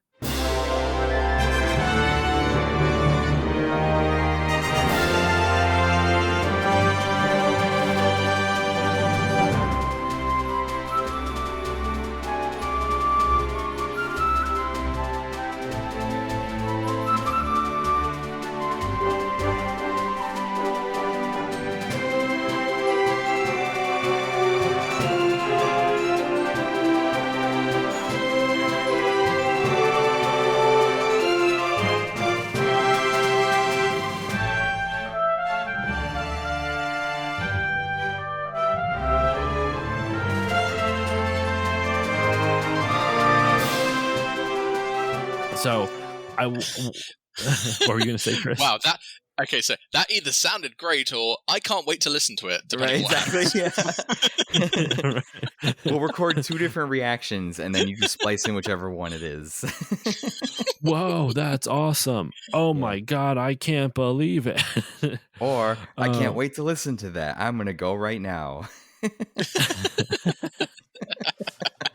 Oh my god, that album was of cosmic proportions. Oh, but see what you did there. But no, I think we need to start wrapping up this episode. We have been going for an hour and a half. I know we could probably figure out ways to expand this out longer if we really wanted to, but we're already going for an hour and a half now. So I want to start wrapping this up. I wanted to kind of end this episode with just some final thoughts in the game. We've really gushed about it throughout the whole thing. I will say one, if you guys can think of anything, feel free to pass on this. I want at least we should at least be somewhat objective and say at least one criticism of the game. Like, I'm not saying that just to nitpick and find one. Like, for me, just to be completely honest, the camera still it's fine, it works, but it's still a little there's moments where I'm taking leaps of faith because the camera won't let me turn it and I can't adjust it, and that's not my favorite thing to do. Now, granted, the game for the most part designs around this camera limitation, but it still is not my favorite thing to do. But that, like, I could probably nitpick specific galaxies if I had a Rolodex of all the galaxies in my head. But in general, I do think the camera is still a little bit of an issue. Like, they really didn't figure out cameras in 3D Mario games until Super Mario Odyssey, and that was just them going with like a standard like third person platformer control scheme. But do you guys have any criticisms of it? Otherwise, if not, feel free to pass and we can just go right into final thoughts on the game. A pretty major criticism for me is that even though I know they needed to reach 120 stars or 121, depending on which part you're playing, quite a few of the comet stars were wholly unnecessary. Some are fantastic. When you get like oh gosh, it's from your galaxy, the Ghosty Galaxy, the bad guy in that one. Oh gosh, like that on Daredevil, fantastic challenge. Yeah. Collecting 100 purple coins in one of the less in Freeze Flame, it just seemed like a bit of a chore on occasion. And there are some which are fantastic and really elevated. And my favorite star in the game is a purple coin one, Luigi's purple coins. That is a level I love to play. But there's quite a few times where some of the speedy galaxies, you did not need to be fast at all. Quite a few of the Daredevil ones, there's not really a challenge. So quite a few of those, yeah, they seemed a bit like filler. Granted, it works both ways. I guess if you love the level, like for example, I love Beach Bowl Galaxy. Searching for purple coins there, adore it. Have a great time. I'm not a big fan of Dusty Dune Galaxy, so searching for purple coins there, of course I'm going to complain about it, but some of the coins seem like unnecessary filler. Granted, we only get 3 stars on average per level, so I guess you needed to have a little bit more of a impetus there. But quite a few of them felt a bit like unnecessary filler, and it's not enough to make you think, oh god, there's a comet star, here we go again. It was enough where it felt like a bit of a pattern in some cases. That would probably be that, and the fact I don't like the Toy Time Galaxy music. Those are probably my only. I love Toy Time. I love when you get onto Mecha Bowser and you get that and you get that nice mechanical music. The remix they did of the Mario theme there was really off for me, and I was actually thinking about my criticisms going into this. Those are my only 2. Apart from that, I have nothing else I can say that's bad about this game. What about you, Eric? Any criticisms that you can levy towards Super Mario Galaxy? Yeah, I guess for me, the one thing that, and this might not be a criticism of the game, this might just because I'm stupid and bad at video games, but whenever I had to swim, I could not get my head around the swimming in this game at all. Like, to get under the waves and start swimming, like, took me like 30 seconds. I'm like, how do I dive? I keep jumping out of the water. I keep flipping out of the water, stuff like this. And I couldn't do it. I couldn't handle it. My brain it would malfunction whenever I had to swim. So it made a couple of like the swimming challenges kind of a pain in the butt. That was really my only wrinkle, though. I mean, that might just be a me problem. Other than that, I don't really have too many criticisms, not too many things. I don't really particularly like any time in a Mario game when I have to race somebody. I'm not a big fan of like trying to race people. So especially the Chris one where man, where you had to like race the ghost. I think it was the Ghost Galaxy, and use the stars that you have to grab onto. I in particular, it gave me too much anxiety for unnecessary reasons. So, I just didn't like the swimming or the racing. Those were my only two really big things.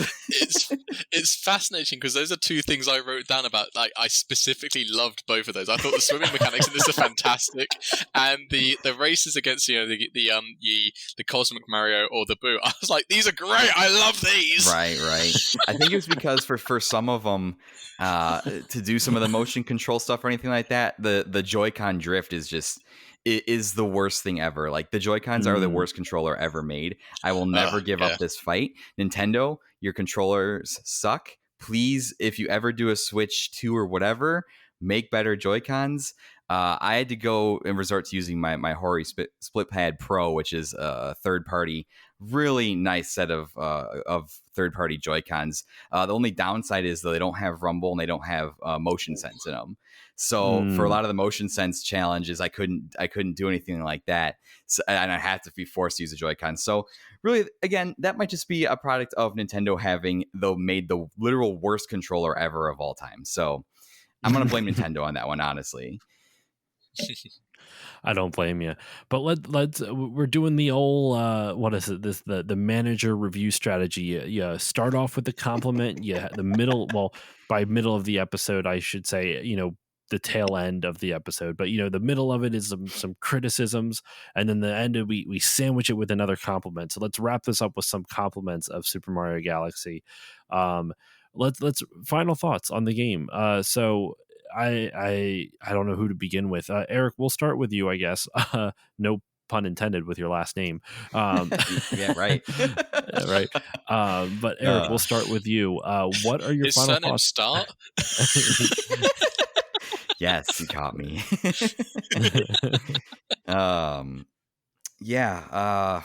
What can I say about this game? Like I said at the top of the episode, I truly, truly think people take Mario for granted and how great he consistently is every time a major 3D Mario game comes out. They are just master classes in game design, and people nowadays think of video games as like these giant cinematic AAA experiences, but to me, Mario embodies every quality of what a video game should be. Just a fun, well-made game that has so many ideas and is fresh and fun every time you play it. And Galaxy is that game in a nutshell. When I think of the concept of video game, Galaxy is one of the games I think of. It really is. So I don't think I can give it any higher praise than that, than saying it is synonymous with my thought of video games. I think to me, the fact that this game came out on the Wii in 2007 blows my mind. It absolutely blows my mind. This game did things that people today still aren't doing, and people can't understand, like, well, why don't people like my video game? It's like, well, it's not fun to play. If you played Super Mario Galaxy, this game is fun as hell to play. And I think that's the ultimate, and that's the whole point of everything that Nintendo does. Like, it has to be fun to play.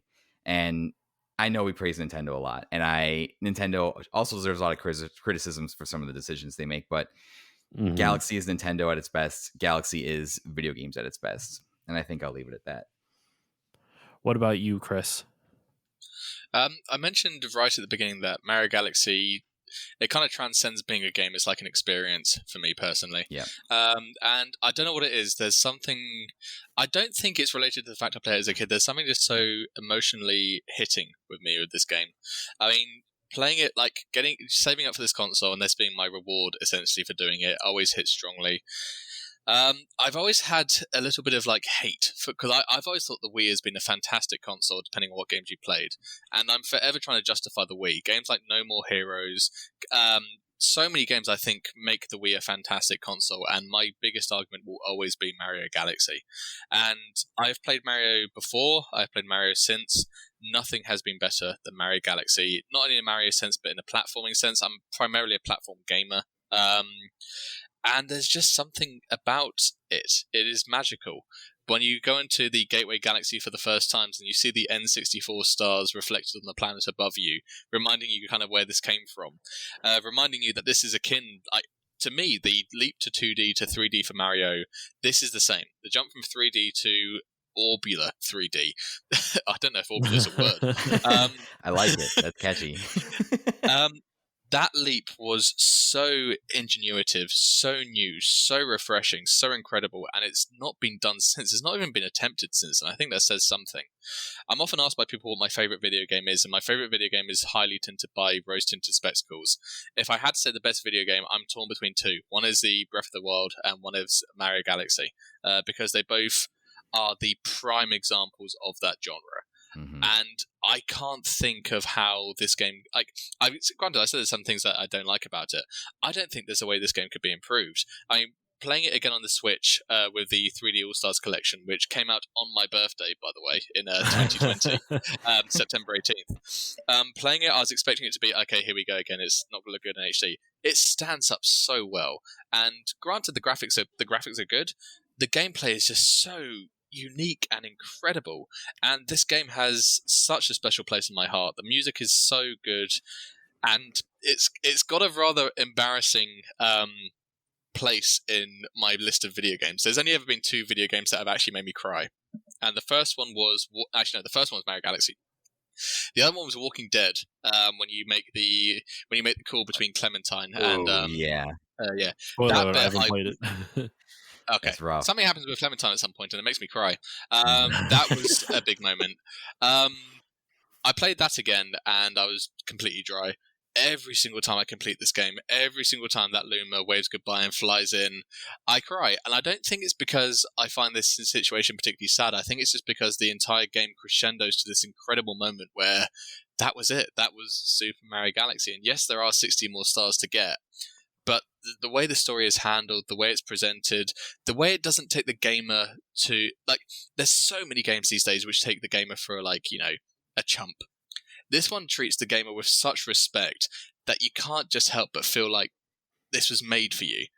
This is the gamer's game, in my opinion, and that's how it felt for me. For somebody who has played games for so long, for somebody who loves the art of video games, for somebody who wants to see it respected as a media form, this is the greatest example. There's often been an argument about, are video games art?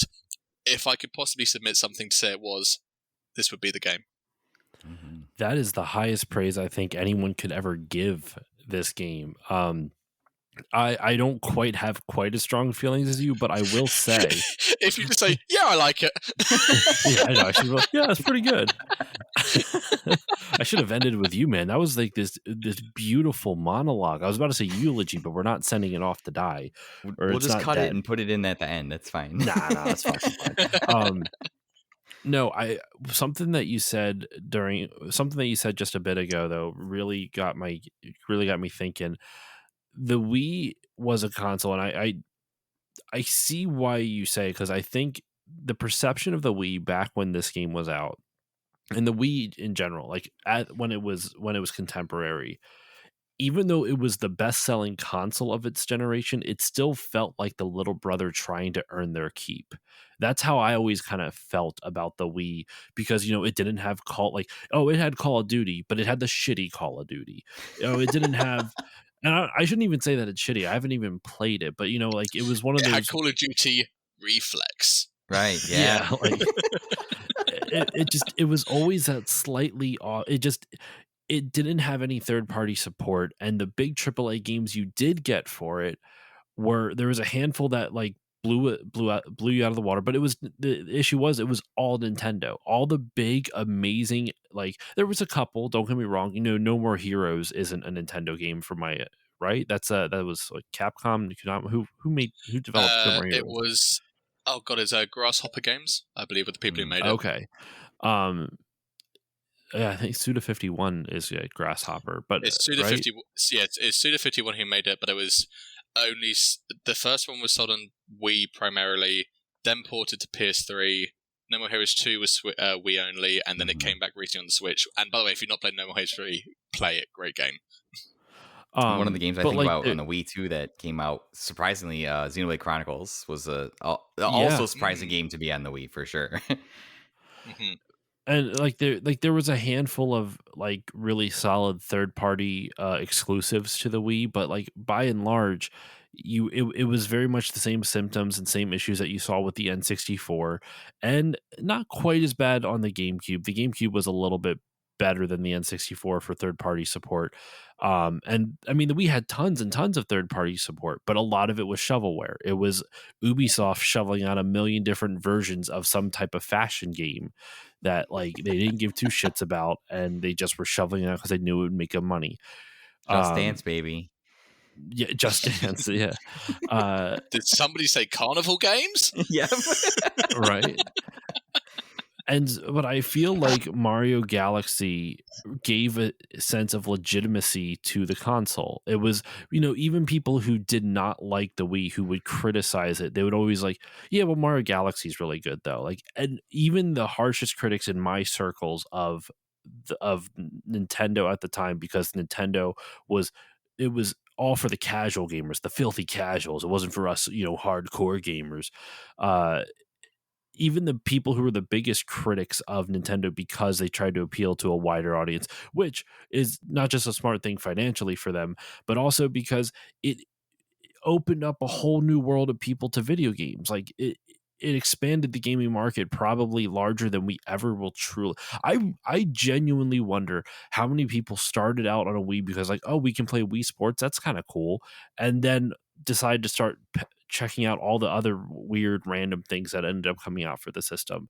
So I'm with you. I think that the Wii kind of has this almost little brother like syndrome for that era. Now it's looked back on fondly because of how many people do like covers of the Wii Shop music and the Wii Sports music, and like there's a lot of nostalgia for the Wii because everyone had one, and we just didn't realize how good it was until it had left. I need to do an episode on the Wii at some point. But Mario Galaxy was the game that gave Wii owners a sense of legitimacy. Like, no, we have really good games. Look at this. And Mario Galaxy, I always, people always ask, what's your favorite Mario game? Not necessarily to me, but everyone. Like, Eric, I know yours is Super Mario World. Like, it's funny. I always say Super Mario World, but every time I think about Mario Galaxy, I'm like, damn, that's a good game. Like other Mario games, like I like Odyssey. Odyssey was a really good game, but I don't have that same emotional reaction to Odyssey that I do to Galaxy. And like I said, I didn't play this game when it came out. Like it's not like I have nostalgia for this game. I mean, I guess I kind of do because it's tied with a core memory, but even so, like that it's very different having that nostalgia of a game that was formative to you as a kid versus something that it happened to you as an adult. And anytime I hear the music from Mario Galaxy, I get emotional, not necessarily like misty eyed or choked up, but I legitimately like, I can't help but smile. Like the feeling you were describing as you finish the game, Chris, kind of makes me think of it's bittersweet. You're sad it's over. You don't want it to be done. You want like 5 more levels. Even though you said there was there's a couple that you can play after that you beat the game, but even so, like you've already reached the climax of the game. So it's like this, man, I had so much fun with this. Like it's like a friend that you haven't seen in so long is leaving again, and you're like, man, I just want you to stay around longer. Like and that's how Mario Galaxy feels. It's this beautifully bittersweet ending, but not because it packs any type of like thematic emotional punch with its story, but because the game design is just so good. And I think genuinely because the music fits in with that game so well that it creates this perfect package of just nostalgia without having to manufacture nostalgia. I'm sorry, it manufactures nostalgia without you having to experience it. That's a better way to put it. But I think that's a good place for us to leave off for this episode of Still Loading to cap off Super Mario Galaxy. Guys, this has been a ton of fun. Thank you so much for doing this episode with me. This honestly went on a little longer.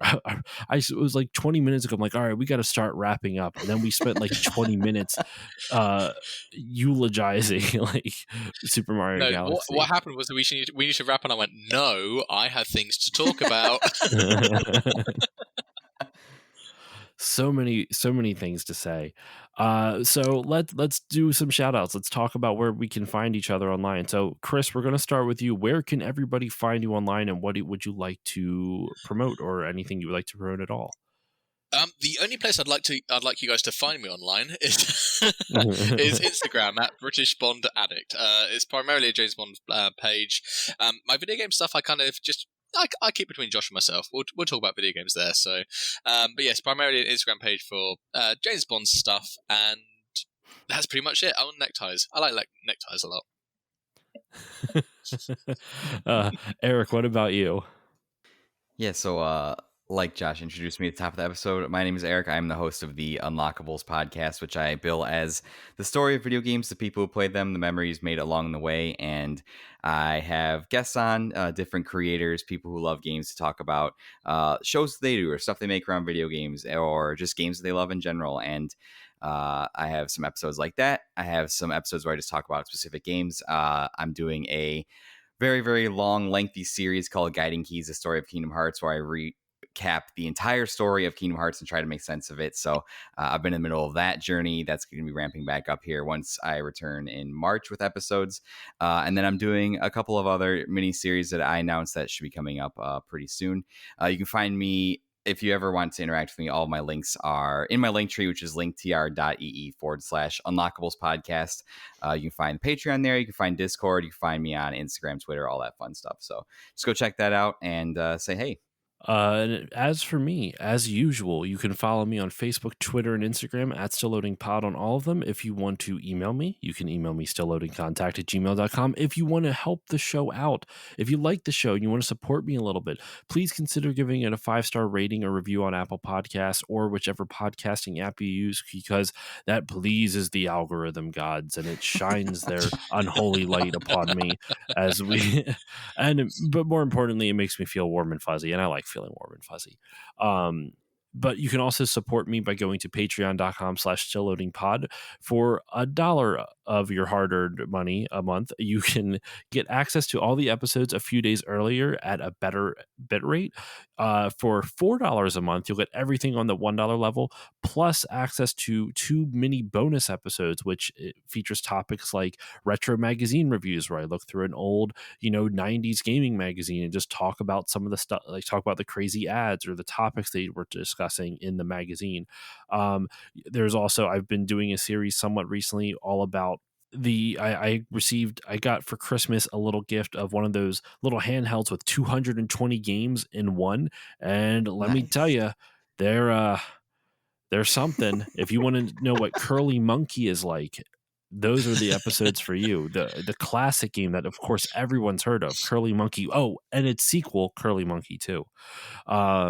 So classic. That's all at the classic. That's all at the $4 level. I also forgot to mention, at all levels there is voting rights. So if you become a patron, you can vote on future episodes of the show. The most recent one I got voted into was Spec Ops: The Line, which I will be doing that at some point relatively soon. I've already beaten that. I'm going to be doing an episode at some point on that. I'm looking forward to it. And the last thing, sorry for this long-winded spiel, the $5 level, you'll get everything at the previous 2 levels, plus access to Still Bonding, a patron-exclusive podcast where me and my friend Erica bond over 007. Chris has been on that show twice. He was on for the Goldfinger episode and the Thunderball episode, and we had an insane amount of fun breaking down those movies, making fun of them, talking about the things we love, talking about the things we hate. Just each of these episodes are like 2.5 to 3 hours long, so there's lots of content there for you.